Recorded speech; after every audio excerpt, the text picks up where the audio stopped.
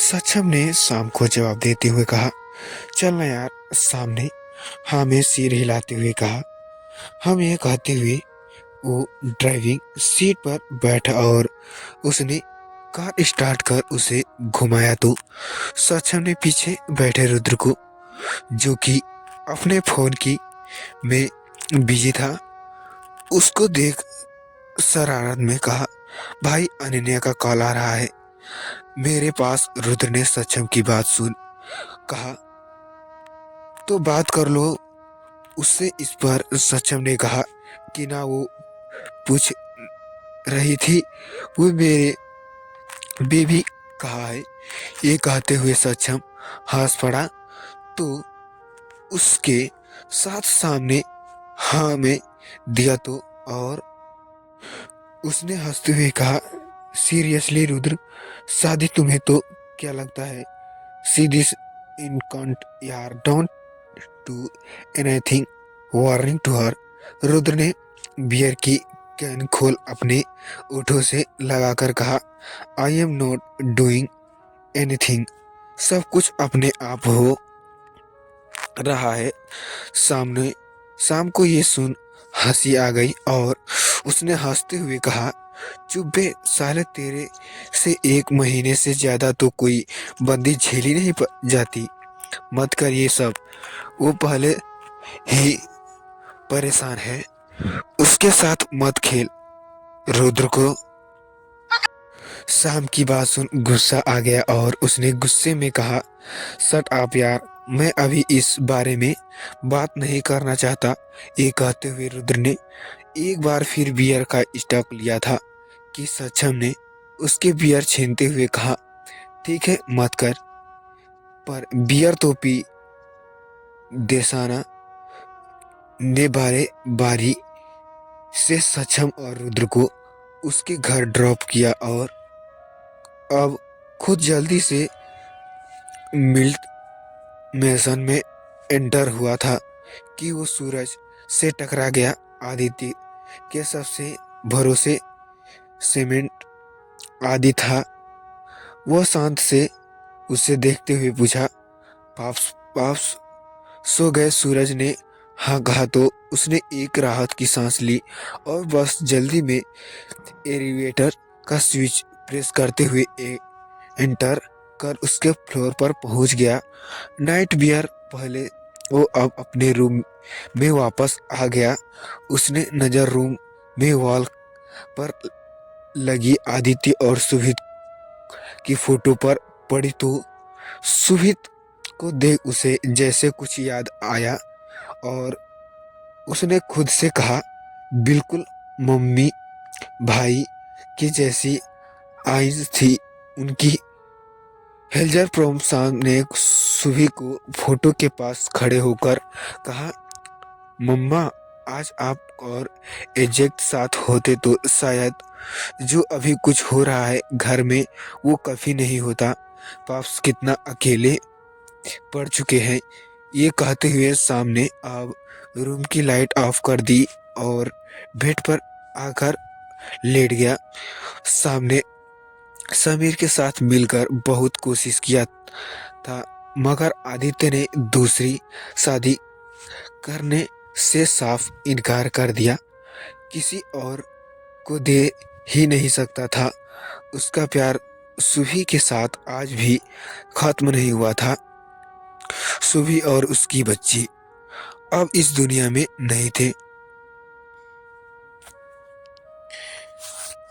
सुभी के जानने के बाद उसके खुद को शाम और चुकी की परेशान की उलझा कर रखा और अपने बिजनेस को और भी ऊंचाइयों तक पहुंचाया। वहीं दूसरी तरफ रुद्र छुपते छुपते बालकनी से अपने रूम में आया तो डोर पर खड़े आयु ने उसे देखते हुए कहा, भाई आप किसी दिन पकड़े जाओगे। रुद्र ने उसके सिर पर मारते हुए कहा, चुप बे।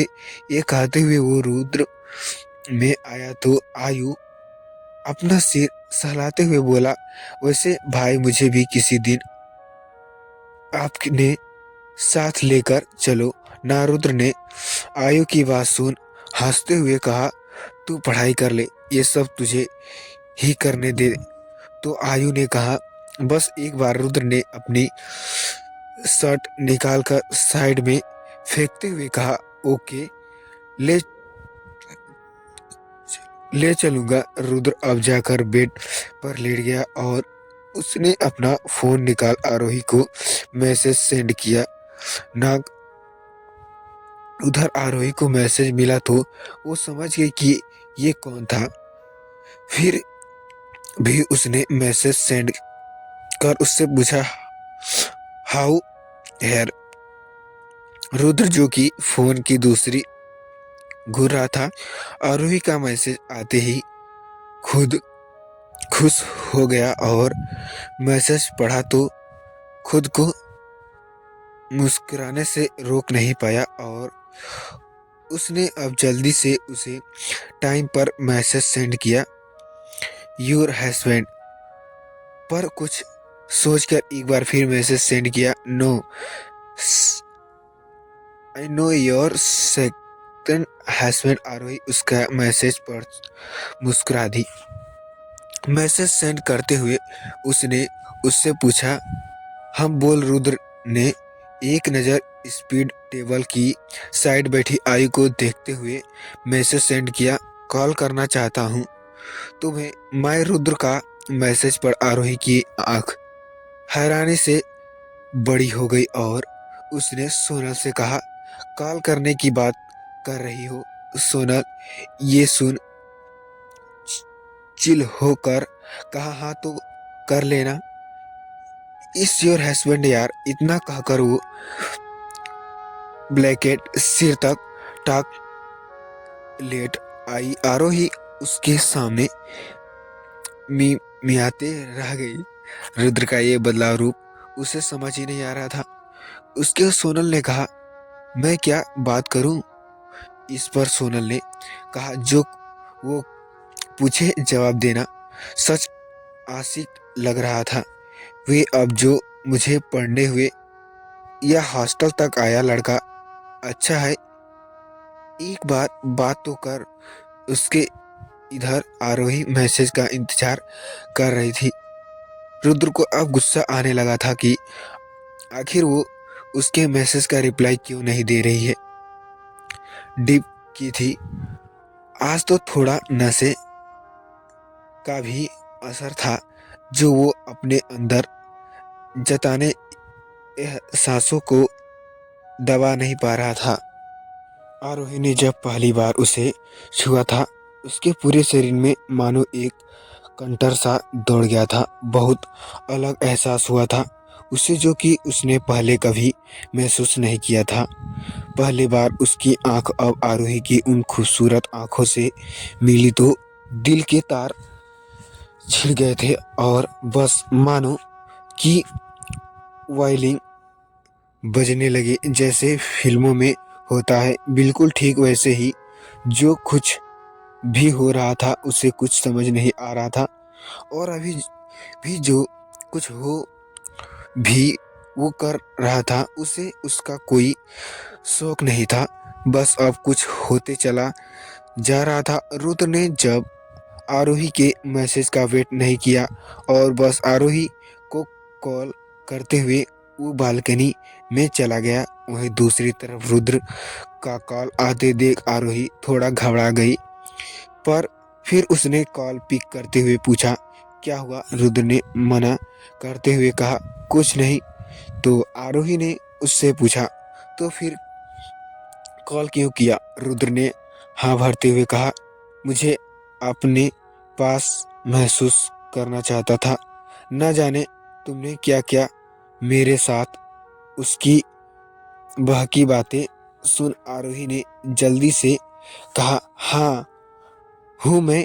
क्या किया? रुद्र ने कहा, पता नहीं, कुछ तो किया है तुमने। अच्छा एक बार कहूँ, मुझे अच्छा नहीं लग रहा जब मेरे किस करने पर तुम रोई। रुद्र की बात सुन आरोही को शौक की यादें ताजा हो गई तो उसने धीरे से कहा, हाँ तो आपने मुझे किस क्यों किया? वो भी बिना मेरे मर्जी के? तो रुद्र ने झट से कहा, मुझे हक है। आरोही उसे ऐसे जवाब को सुन एक पल को खामोश हो गई और सोनल के पास से उठ खिड़की के पास जाकर खड़ी हुई थी कि रुद्र ने उससे कहा, मुझे किस करो या गले लगाओ, मुझे हक है। अब अभी भी शादीशुदा है। उसका बात सुन आरोही की आंख में आंसू भर आए और उसने सिसकते हुए कहा, पर आप तो मानते ही नहीं इस शादी को। ये कहते हुए अब आरोही ने कॉल एंड कर दिया। वही उसकी बात और उसकी सिसकियों को सुन रुद्र को बहुत बुरा लगा।